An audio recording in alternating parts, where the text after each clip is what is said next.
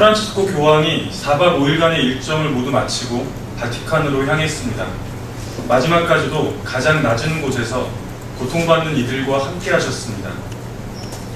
오늘 오전 평화와 화해를 위한 미사 가장 앞자리에는 일본군 위안부 피해자 할머니들이 앉으셨고 쌍용차 해고노동자와 제주 강정마을, 밀양 주민들이 함께했습니다. 마지막까지 실종자 가족들에게 위로와 격려의 편지도 남겨주셨습니다.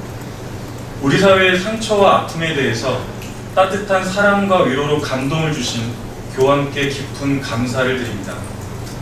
이제 다시 고스란히 남은 우리들의 몫입니다.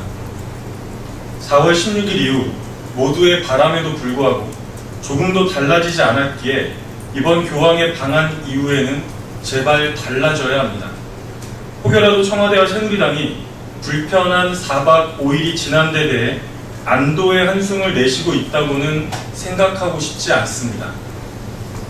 오늘로 단식 36일째인 유민 아빠 김영호 씨는 기자회견을 통해서 대통령의 결단을 요구하며 공식 면담을 요청했습니다. 계속 대통령을 만나기 위해 청와대로 찾아가겠다고 했습니다. 프란치스코 교황이 몸소 보여주었던 것처럼 이제 대통령이 직접 광화문 광장으로 찾아가야 합니다. 김무성 새누리당 대표와 함께 가족들의 이야기에 귀를 기울여야 할 때입니다.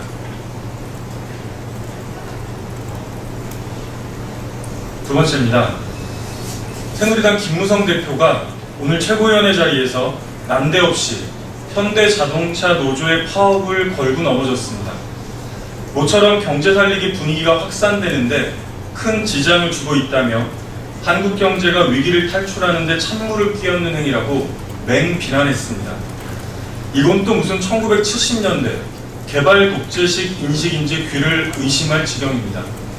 새누리당도 대통령을 따라 40년 전 유신 독재 시절로 회귀하고 있는 것입니까? 지난 시절 못된 버릇이 그대로 또 나왔습니다. 파업은 헌법으로 보장된 노동자들의 정당한 권리입니다.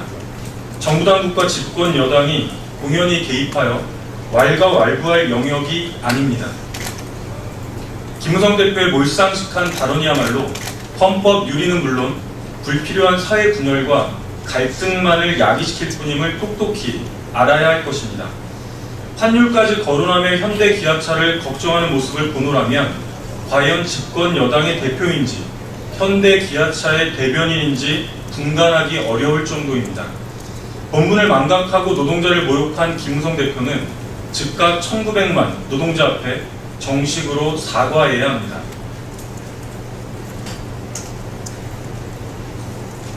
마지막입니다.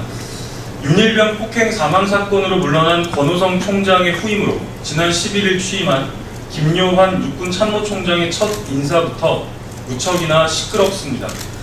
보고누락의 책임을 물어 단행한 류모 육군본부 인사참모부장에 대한 보직 이동이 하루 만에 번복된 것입니다. 군정권을 지닌 육참 총장의 인사명령이 반복된 것 자체가 무척 이례적이라 군 내부에서조차 군사독재 시절에나 있을 법한 일이라는 분노가 터져나오고 있습니다.